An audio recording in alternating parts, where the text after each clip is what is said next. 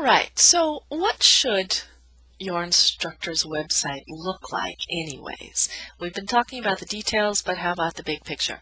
Well, of course, you are master of your own destiny. You are required to include contact information and required to keep an up-to-date syllabi for every term, every class, every term. But beyond that, you can basically do what you like. However, we have been a flagship department in that we have standardized our websites and thus making them more user-friendly for the students, easier to navigate, and I think in part because we've done this, there's been a push for other departments to do it also. And so I'm going to encourage you to follow a certain standard format for your website. And the format looks like mine. Of course, you've got your name, a picture that students can use to identify you, your contact information, and then down below that, a little bit about you. This can be professional accomplishments, this can be just fun stuff about family and hobbies, but something to let students know a little bit about you. And then we're going to encourage you to include at least 2 of these links here, a link to courses and a link to your schedule.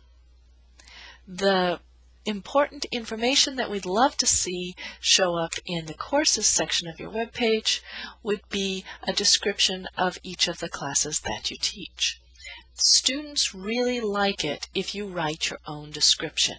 They actually do look at our websites to see if they'll be a good fit with a particular teacher.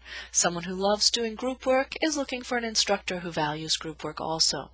Someone who likes to do book learning and do less discussion looks for a professor whose style is more lecture-oriented. And if we let the students know that, they really appreciate it. So for example, in my African literature class, I warn the students that some of the content is pretty troubling, and it's good for them to know that ahead of time. Under each course description, I've also included a link to my syllabi, and here I've also included a link to an online tutorial for taking an online class. So we encourage you to do that. We also encourage you to have a link to your schedule.